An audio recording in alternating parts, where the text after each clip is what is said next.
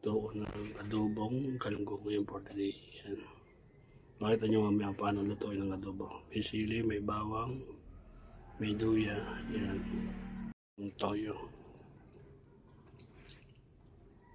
Maswabe.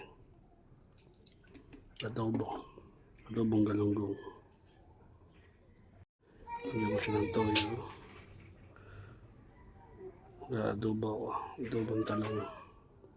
Adobong galunggong pala yan. Okay guys, adobong galunggong.